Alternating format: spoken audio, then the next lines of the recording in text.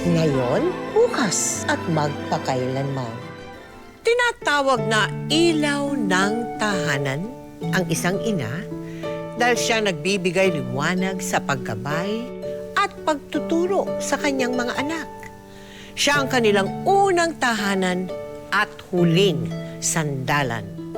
Kadalasan sa gitna ng pagkakamali at pagkakadapa ng kanyang mga anak, siya ang lakas na nagbabangon at umaakay pa rin sa kanila. Kaya niyang masaktan at mapagod kahit paulit-ulit. Pero pipiliin pa rin niyang mahalin ang kanyang mga anak. Sa ating Mother's Day episode ngayong gabi, isang dakilang ina ang naging viral sa social media nang dahil sa sunod-sunod na nangyari sa kanyang mga anak. Pero hindi niya ito sinukuan. Atin siyang kilalanin. Sa kwento natin ngayong pinamagatang Ang Inang Hindi Sumuko, The Nanay Minerva Panganiban Story. Happy birthday, Mama!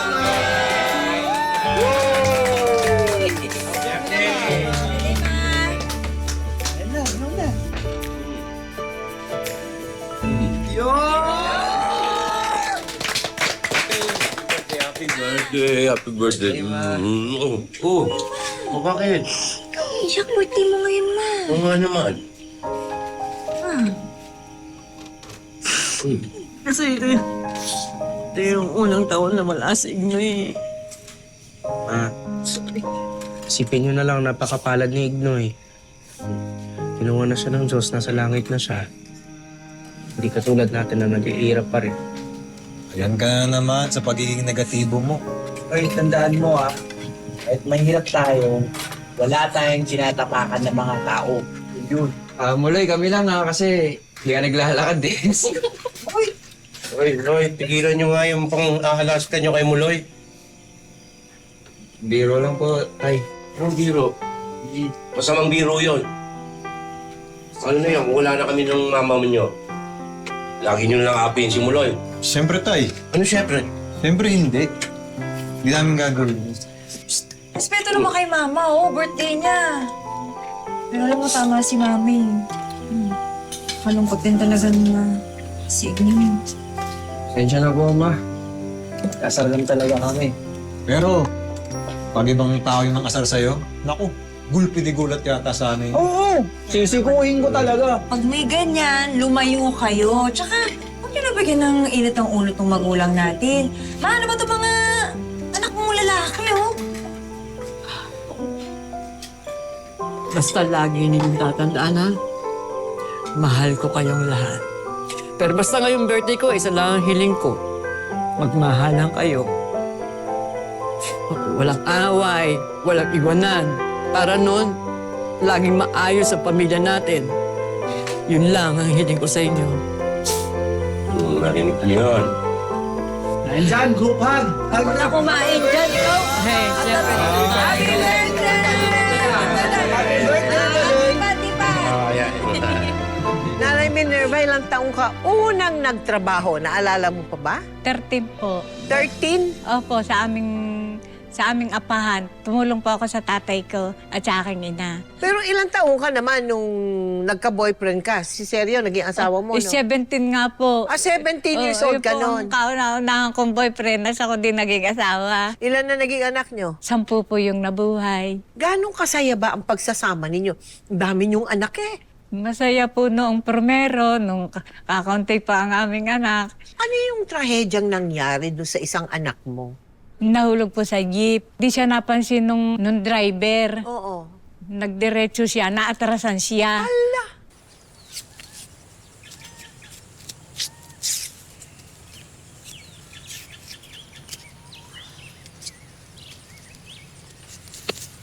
Muloy anak, kanina parang nakita ko ang Kuya Jun mo. Opo, dumaan sila ni Ate Cha tsaka nila Kuya Selmo. Oh. Nag-iwan po sila ng pera. Sabi po, happy birthday daw. Di sana inantay na lang si mama. Yun nga sabi ko, ate. Kaso nagmamadali sila, mangungopra pa daw sila sa kabilang bayan. Mababait talaga yung mga kapatid niyong yan. Hindi nakakalimot, natulungan tayo. Salamat sa Panginoon. Ma! Ma! Oh, Mili! Bakit tumatakbo ka? Sila kuya po nasa barangay. Ano na naman ang ginawa ninyo? Sinipa ako ng lalaki doon. Sabi niya, baliw daw ako eh. Ang dami akong sugat oh. Halika na, punta na nga tayo sa barangay. Baka mapaaway na naman si Poteng doon. Si Poteng tsaka si Nune, lagi na lang nadadamay sa lahat ng gulo. Ikaw, diyan ka lang ha? Opo, ma. Opo. No, ikaw na muna magsabi kay tatay na magkabarangay kami. Bagamat 14 ang mga anak nila at hikahos sa buhay, sila ay nakararaos naman sa pang-araw-araw na pangangailangan. Pero sadyang lapitin sa gulo at trahedya ang kanyang mga anak. 14 kayong magkakapatid. Pero sa inyong dalawa ko pinakanahirapang mga anak. Sabi nga ano, kumadrone ako eh. Darating daw ang araw, naiiyak ako ng iiyak dahil sa inyong dalawa. Siguro nga, dumating na yung araw na yun. Eh, Nay, masyado naman kayong naniwala sa mga sabi-sabi. Ang sinasabi ng mama ninyo, matitigas ang ulo niyong dalawa. Lagi kayo nirereklamo ng ating mga kapitbahay. Hindi naman ganyan yung mga iba niyong kapatid. Matitino, may mga trabaho, nagsusumikap. Kayo ang pasakit sa amin ng mama ninyo. Tay, ano bang masama sa ginagawa namin? Eh no, kung di pa namin naabutan to, si Mili, baka patay na to. Baka pinatay na to ng lalaking yun. Tama na ipagtanggol nyo yung kapatid nyo. Pero mali dahil nakasakit kayo ng tao. Ang hirap sa inyo, Tay. Laging mali nakikita nyo. Sana isipin nyo rin na may tama kaming ginawa. Anong gusto mo? Ipagmalaki ko kayong dalawa? Pasalamat kayo na kumbinsi namin yung taong nasaktan ninyo na huwag magdemanda. May utang na loob pala kami sa hayop na yon. Nune, huwag mong pinagtataasan ng boses ng tatay mo. Sensya na ho. Ayoko sa bahay na to. Lagi naman ako yung mali, di ba? Lagi akong mali. Sige. Tama na, Sige, tama na. umalis ka na dito. Magaling ka pala eh. Umalis ka na dito! Seryo? Umalis ka na dito! Seryo? Dapat na ano ka pa? Ay, Nune! Huwag kang umalis! Nay. Kinakausap ka ba namin? Sensya ka na, Nay. Ako nakakausap. Ti.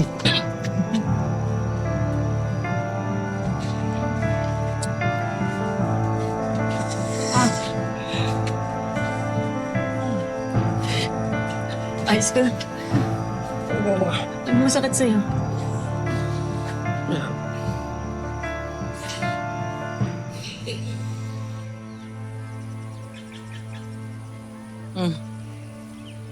Salamat. Seryo. Ilang araw na kayo hindi nag-uusap ng anak ng sinune. Kakausapan din ako noon kapag may kailangan. Seryo, yung mga samaan ng loob, hindi na pinapatagal yan. Maikli lang ang buhay. Tsaka mga anak natin sila. Ay, naku, Mineng. Napapagod na umunawa. Simula'y naunawaan ko dahil nagkapansana. Bili naman, kailangan ng sumahaba-habang pangunawa dahil may sakit. May sityo. Schizo. Schizophrenia. Yun na nga yun. Pag walang gamot, mawawala sa realidad. Kaya hindi ko masisisi yung kapitbahay natin kung tawagin siyang isang baliw eh. Pero hindi nila alam kung anong tunay na nangyayari sa kanya. Pero ito si None si Poteng. Hindi ko alam kung saan ako nagkulang sa kanila eh. Basta ang importante, lagi natin silang bubusugin ng mga pangaral. Balang araw, tatanim din yung sa puso nila.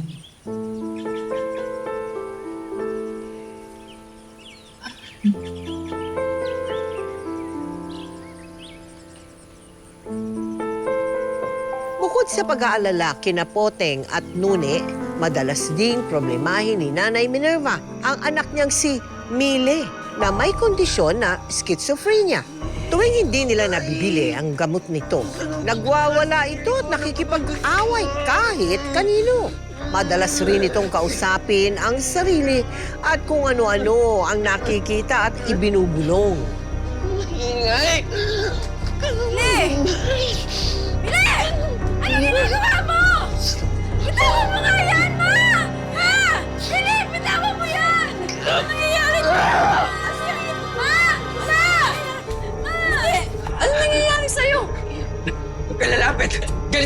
lalapit sa akin! Mili, ako to! Nanay mo to! Nanay mo ako. Di ba? Mama ako.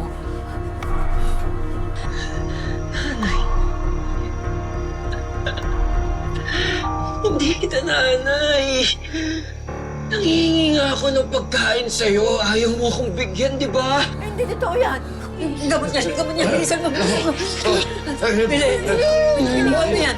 Kaano na bitiwan mo?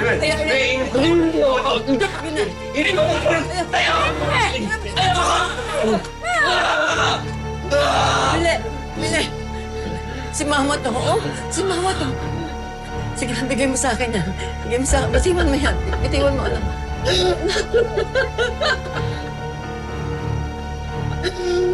Sunugin ko na lang yung bahay na to.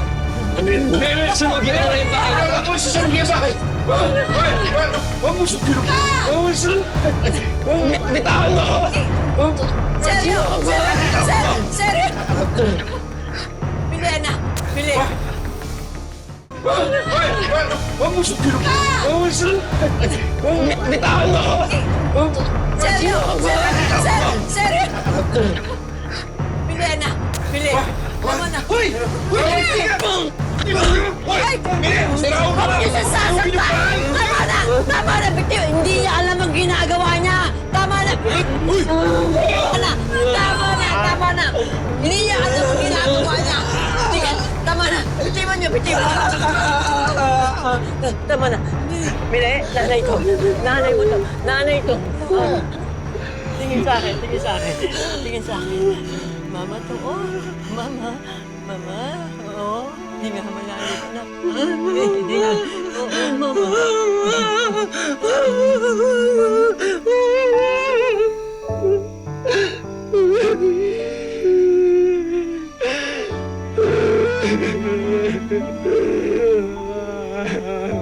Mula noon, siniguro na ni Minerva na may sapat silang ipon para sa mga mamahaling gamot ni Mile. Ipinakonsulta na rin nila ito sa isang psychiatrist hanggang sa... Basta Mili, anak, tandaan mo, itong maliliit, sa umaga mo iinumin, ha? Tapos, ito naman, importante ito. Sabi ng doktor, gamot daw to para hindi ka sinusumpong. Para hindi ka nag-iisip ng kung ano-ano. Kaya huwag mong kakalimutan, ha? Opo, ma. Ay, hindi na rin po ako mabaliw. Papagod na rin po ako eh. Anak, yung sakit mo, nagagamot. Basta yung importante lang, makikinig tayo sa doktor. Ha? Opo, ma.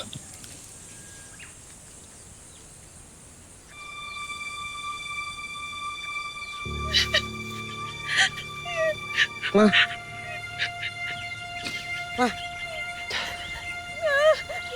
Ma. Bakit kami niya? Tatay. Tatay. Pwede tatay. Seryo?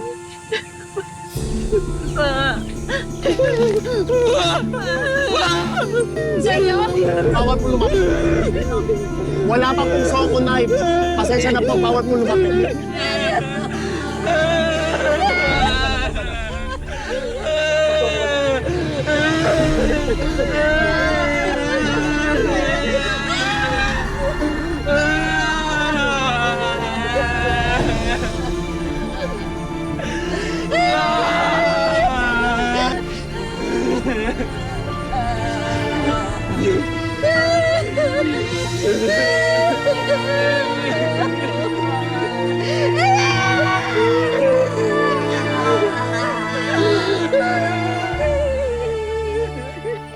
Nabaril po, hindi ko po alam ang dahilan kung ba't siya binaril.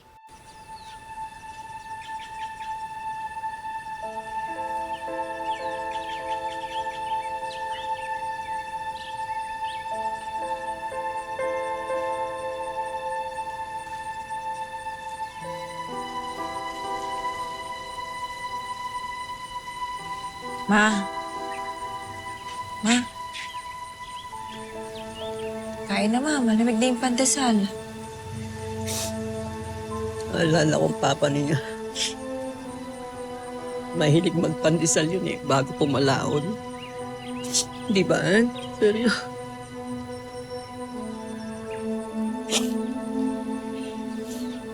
Hayaan mo bukas. Bili ako ng monay para kaya naman ako sa... Kung lagi mo na ako pinagbabawalan magluksa. Hindi naman sa pinagbabawalan, ma. Pinaalalahanan lang kita. Nag-aamoy sarili mo, ma. Kailangan ka pa namin dito. Tara na sulit, Mili.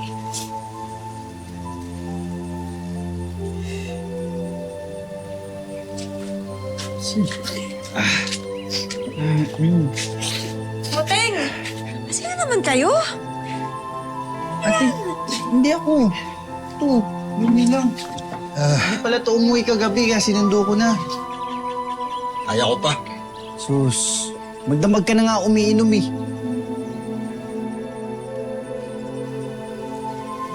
Maganda nga lagi na lang akong lasing eh.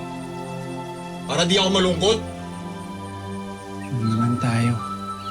Ma, ano ako dito, ma? Ayun nga, makukonsensya to. Dahil namatay si tatay na magkagalit sila.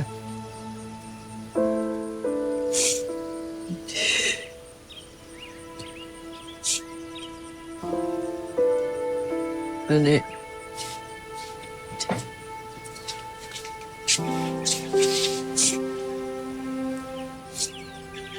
Anong problema? Ma, hindi man lang ako nakahingi ng tawad kay Papa. Yung sasabihin ko sa kanyang mahal ko siya. Tinalikuran ko siya at binastos.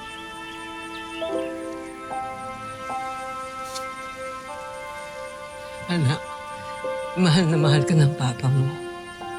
Saan man siya nandun ngayon, hindi niya gugustuhin na naglalasing ka. Natural lang sa mag-amay, nagkakatampuhan kasi mahal ninyo ang isa't isa. Oo, hindi mo nasabi sa kanya na, sorry papa, bago siya namatay. Hindi mo rin nasabi sa kanya na mahal mo siya. Pero hindi ibig sabihin noon na masama kang anak. Kaya patawarin mo na ang sarili mo sa mga nagawa mo noon. Kasi si papa mo, matagal ka na niyang pinatawag. Patitiis ba namin kayo? Mga anak namin kayo eh.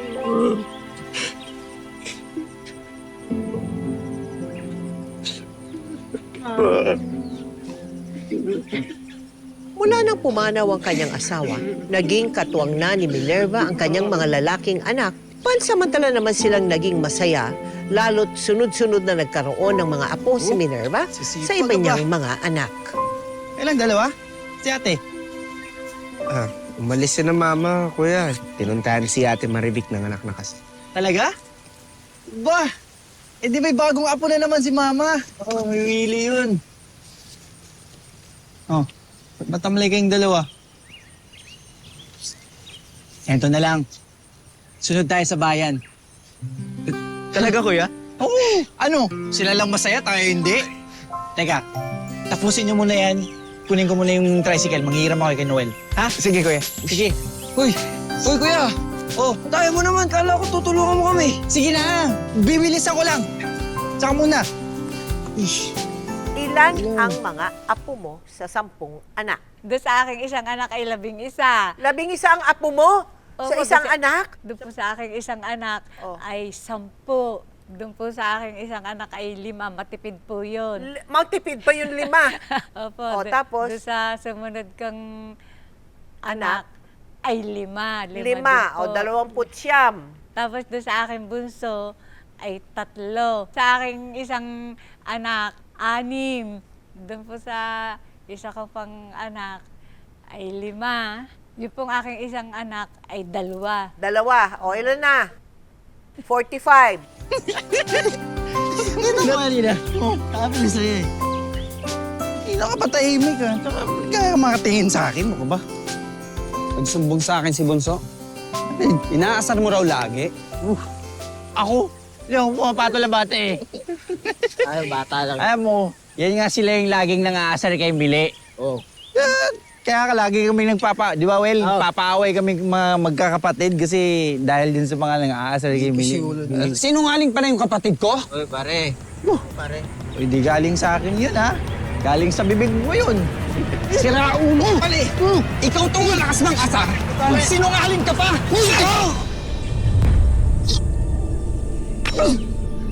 Lloyd, yun yung...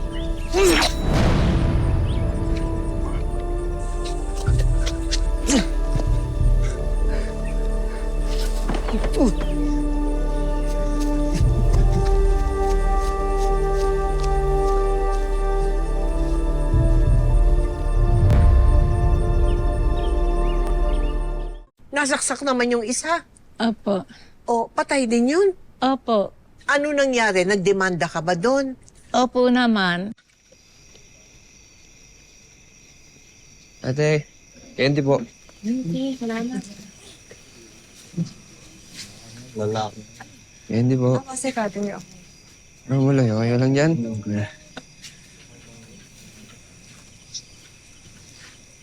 Guys, candy po.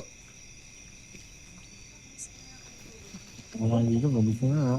Arlene. Ate, si Neri yun, di ba? Mineng. Sinagawa naman bata taong yan, ha? Ba't nandito? Sandali, Pe. Kasi, magpatulong ka lang sa akin para makapag-usap, eh. Bakit? Para ano pa? Patay na yung kapatid namin, di ba? Nay Mineng, patawarin niyo po ako. Hindi ko po talaga alam yung mga nagawa ko eh. Dala lang po siguro ng kalasingan.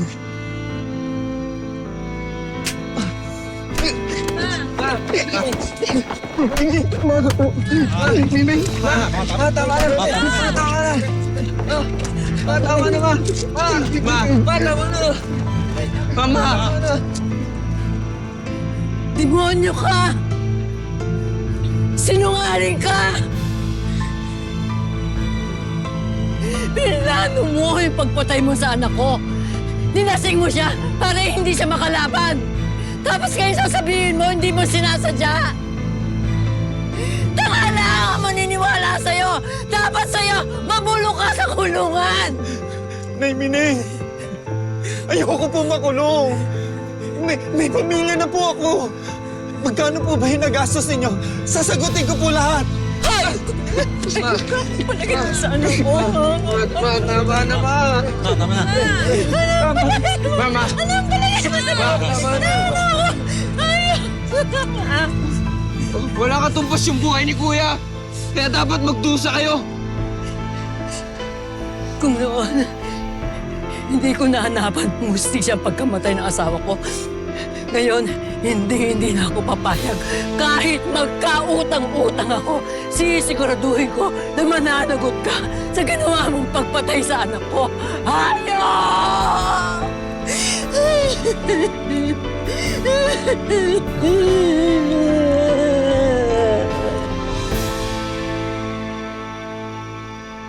Niloloko lang ata tayo ng korte. Bakit nakansel na naman yung hearing? Ito, nakasulat sa konstansya. Nasa seminar yung judge. Mag-iisang taon na, hindi pa rin tapos yung kaso. Ano ba sabi ng piskal? Sa katapusan daw na buwan yung susunod na hearing. Dapat ata ganti ko na si Kuya eh. Ano? Pagkatapos ano mangyayari? Ikaw naman ang makukulong. Anong klaseng pag-iisip yan? Paano kasi, ma? Napakabagal ng hustisya dito. Pag sa atin ang bagay, pero pag sa mayayaman, ang bilis. Hindi lang tayo ang may kasong nakabinbin sa korte. Marami ang naghihintay ng hustisya. Basta, konting tiis pa. Kailangan ng pangunawa. May awa sa atin ng Diyos. Magiging mapayapa din ang kaluluwa ng kapatid ninyo. Dasal ang kailangan natin. Kumapit at nagtiwala si Minerva sa ating batas. Aktibo siyang dumalo sa mga pagdinig para makamit ang hustisya para kay Poteng. Hindi rin naging madali ang lahat dahil tuloy-tuloy ang pagpapagamot kay Mile at nagkasakit din ang isa pa niyang anak na si Muloy. Kaya tuluyan nang nabaon sa utang si Minerva hanggang sa... Salamat sa Panginoon, anak. Binawasan ng doktor yung gamot mo. Isa na lang, oh. Makakatipid na po tayo, Nay. Oo nga. Makagaling na po ako. Kuya, ingat lang po. Uni! Uni! Te!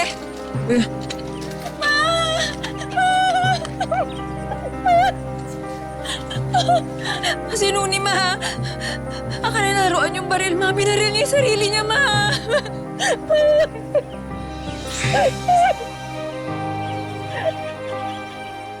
Ikaw lahat ang bumalikat niyan. Ultimo, yung mga nangyaring pagkakautang, nung pinalibing mo yung asawa mo, yung mga anak mo, may utang ka sa punerarya, may utang ka sa ospital, may utang ka pa kung saan kayo kumukuha ng pagkain, hindi ba? Opo. Oh, ano na? Paano mo na dinadala lahat yon, Minerva? Ay, Paano sabi na? ko nga po, hindi pagkakaloob sa akin ng Panginoon Diyos kung hindi ko kayang dalahin. Oh. Tinanggap ko lahat Oo. yun. Eh di, Panginoon Diyos lang din ang makakatulong sa akin. Daya ng tatay mo. Kaya niya pala ako iniwan. Kasi ang daming problema, ang daming sakit ang kakaharapin ko sa inyong mga anak namin. Ma, huwag ganyan, Ma.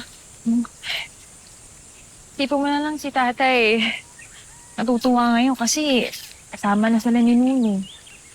Paborito niya, anak. Oo nga. Kailangan pa natin ipagdasal ng kapatid mo. Baka mamaya, naliligaw pa ang kaluluwa niyo.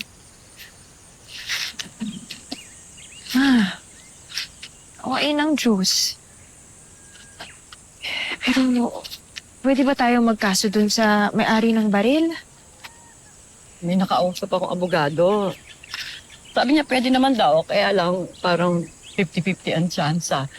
Kasi, yung kapatid mo lasing, inagaw yung baril, kaya yung biglang pumutok.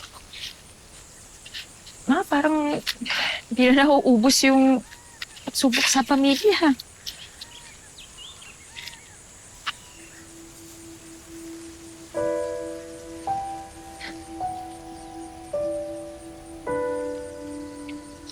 Gusto ko lang ang sumuko eh. Kaso pakiramdam ko, wala akong karapatan. Kasi ina ako.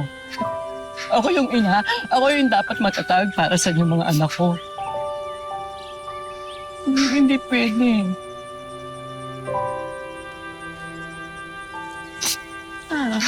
Sana lang talaga bigyan pa ako ng lakas ng Diyos. Hanggat di ko naaayos ang buhay ninyong lahat na magkakapatid.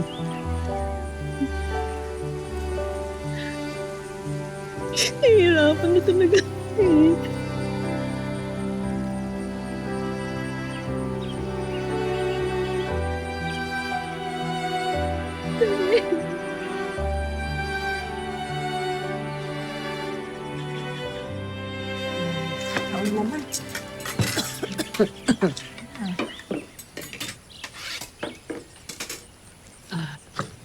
Ma! Ma! Oh, Nagpadala ng sulat yung korte. Basta nga. tumatawag nga raw yung fiscal kay Delia ng isang araw, kaso wala siyang load. Wala din naman akong pera, kaya hindi ko nabalikan yung fiscal. Anong sabi ate? Ma, panalo. Totoo? Ma, panalo si Puting sa kaso.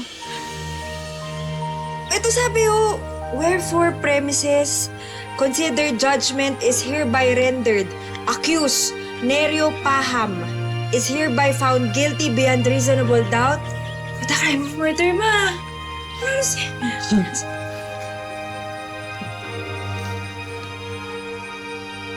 Diyos ko, maraming salamat po.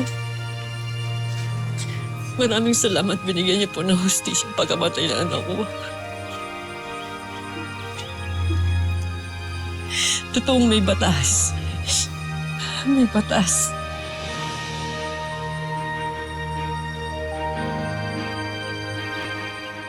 Nung mag-aanibersaryo doon sa aking anak, nahuli siya kasi ako po ang naghawak ng waran niya. Oo. Dinala ko saan ko siya mabalitaan na nadoon. Dinadala ko yung waran. Oo. Nahuli. Nahuli siya sa Kalawang. So, nakulong. Opo, nakulong siya ng Ay. 8 taon na may palabis na 2 buwan. Ma, dapat masaya na tayo kasi laya na tayo sa mga utang natin. Pero tuloy-tuloy pa rin ang mga gastusin natin. Si Mile, paubos na yung gamot niya. Tapos si Muloy, magbe-birthday pa bukas. Nahihiya naman ako lumapit sa mga kapatid mo. Kahit naman di mo sabihin, magbibigay naman sila sa Elmo. Nakakahiya pa rin. May kanya-kanyang pamilya na sila. Hindi nila obligasyon ang birthday ni Muloy. Dapat ako ang gumagawa ng paraan. Si Mama naman parang others eh. Siyempre kapatid namin yun, Ma. Paghahandaan namin yun kahit simple lang. Naaawa ako kay Muloy. Paano na siya pag wala na ako? Paano man tanong yan? Tsaka ba, bakit kamatayan na naman yung mga pinag-uusapan natin? Ma, aalagaan namin sila. Tsaka pwede ba wala nang mamamatay sa atin ngayong taon? At kahit sa susunod pang taon? Ang hindi batid ni Nanay Minerva, pakiramdam ni Muloy ay wala siyang silbi sa kanilang pamilya nang dahil sa kanyang kapansanan. Kaya nang minsan itong naiwang mag-isa sa bahay, lumaya si Muloy para hindi na raw siya maging pabigat kay Nanay Minerva. Ano na yun, no? Mamalimos! Bilisan mo nga dyan.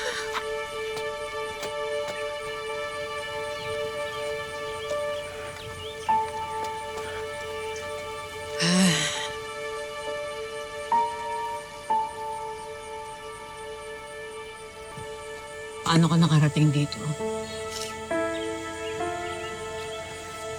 Uwi na tayo, ha? Nay. Na lang po muna ako tutuloy, Nay.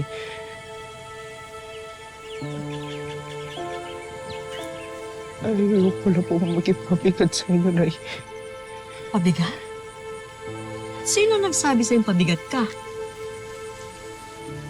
Si Mile ba? Ba't ako agad mo eh? Mabigat nga rin ako. Sabi mo na sa akin, sino nagsabing pabigat ka? Sabihin mo.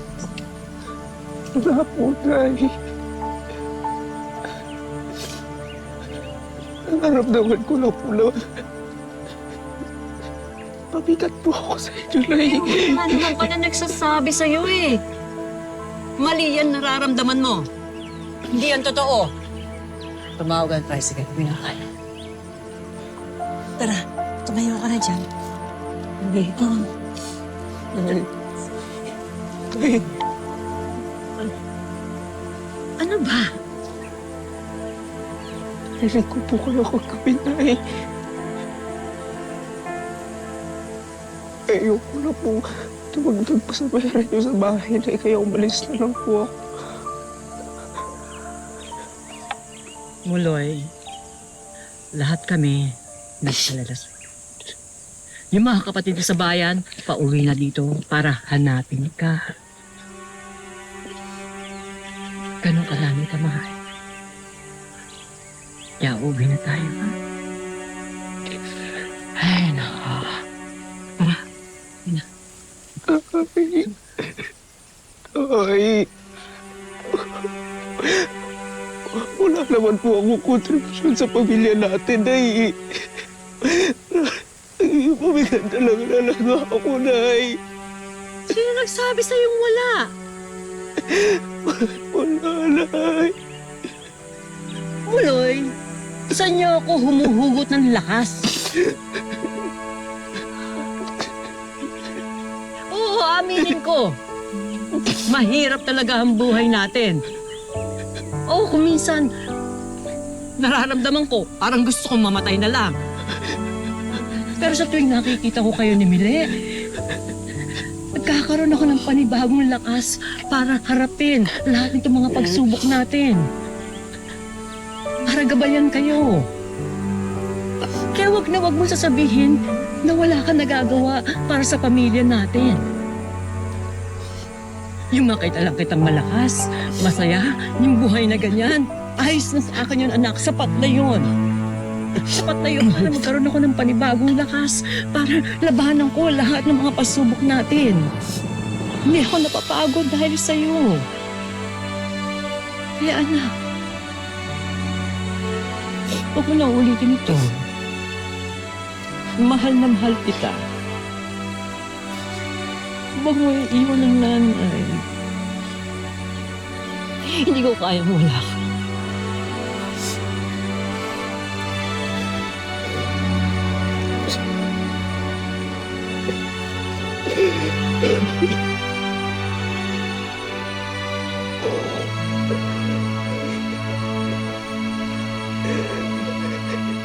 Nagpatuloy ang pagharap ni Nanay Minerva sa mga pagsubok bilang isang dakilang ina sa kanyang natitira pang mga anak. Hanggang sa Dito na tayo. Grabe. Grabe yung alam ni nanay guys. Oh. Kaya tayo tinutukoy nila, Nay. Magandang araw po. Sheng, anong pangalan niyo po, Nay? Minerva Panganiban. Si Nanay Minerva, Nanay. Ako po si Marcos. Nice to meet you po, Nanay. Kahit bubong laang, yung kahit walang dingding ay magkabahay ako at bago mamatay ay makatira ako sa tinatulong bahay. Dahil sinisingil eh, pinapakita ko na lang ang bahay ko. Paano ko makakabayad ka ako sa inyo? Kaya ako dumadaing ang hinihingi ko sa Diyos. Lakas ng katawan. Linaw ng mata at linaw ng isipan. Kaya hinihiling ko sa Diyos pag ako'y patatandaan. Yung ako'y malakas pa, yung ako'y pakikinabangan pa nila. At kung wala nang pakinabang sa akin, hinihiling kong ako'y mamatay na. At saka doon sa aking hipag kay Delia, marahil itinuro sa kanila ng Panginoon Diyos na ako'y puntahan at nang ako'y hirap sa buhay, tulungan niyo yung taong yun. Kaya kami nagkakilala. Kasi itong handa ko sa'yo, kakunti lang naman. Sige. Okay lang sa'yo? Tatanggalin ko na. 1, 2, 3. Mula! Para sa unay! Ito na para sa ito at pinagtulong-tulungan to ng lahat ng tao na nagmamahal sa inay. Nanay. Maraming salamat. Akala ko mamamatay ako na hindi na ako maligaya sa buhay. Maraming salamat sa inyo lahat. Sa inyo, sa aking mga anak, sa apo, sa manugang. Maraming salamat. At sa inyong mag-asawa. Wala po yan naman, Nay. Bayan pa ko, Nay. binigyan kanila ng bahay. Opo, yung tulong nila kay Marcos para sa akin, ay ibinili po ng bahay. Doon na po ako natira. Kamusta na kayo ng mga anak mo? Ay, mabuti naman ho yung naalagaan ko sila, napapakain. May pagkain na rin po kami. Ano naman ang maaari mong maiwan na mensahe doon sa mga ganong mga ina na talagang miss na miss, talagang gustong-gustong makapiling ang kanyang mga anak? Para naman po doon sa mga inang katulad ko, kung di man sila maalala ng kanilang mga anak, ipag-pray na lang nila na sana'y sumilid sa isip ng kanilang mga anak, mabago ang isipan, makaalaala ng magulang na ba may ina pa pala ako. Kailangan mapuntahan ko ngayong Mother's Day. Thank you so much at ikaw ay pumasyal sa amin dito sa Magpakailanman. Happy Mother's Day! Maraming salamat po, Ate Mel. At sana bigyan pa kayo ng mahabang buhay. Ay, salamat Ipagpatuloy din. Ikaw ninyo din. ang inyong pag-i-interview sa mga taong katulad ko. At matulungan po ninyo. Thank you very much. Maraming salamat sa iyo. Matindi at malupit ang nagdaang bagyo sa buhay ni Nanay Minerva at ng kanyang mga anak.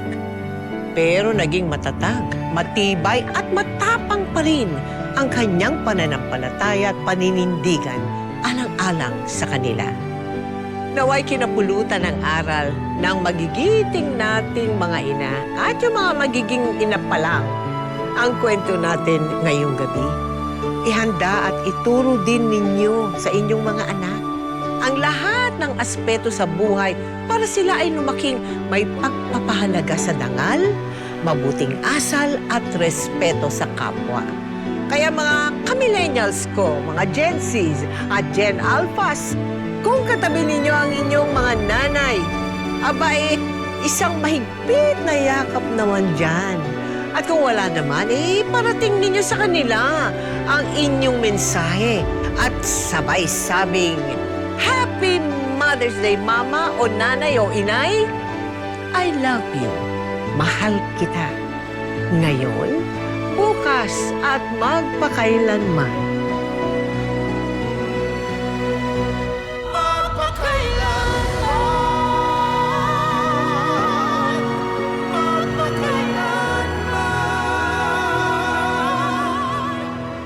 Kahit kailan talaga napaka-irresponsable mong nanay, no? Ako na lang lagi ang inaasahan mong mag-alaga at magbantay dyan sa anak mo. Ay, kung irresponsable akong ina, sana hindi ako kumakayod. Sana hindi ako nagpapabastos gabi-gabi sa iba't ibang lalaki. Para lang kumita ako ng pera. Alam niyo, hindi ko gusto yung nangyari sa akin. I-rape ako, Mar!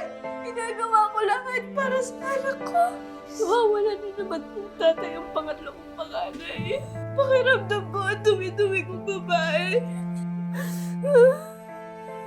Batang nanay, 3 panganay.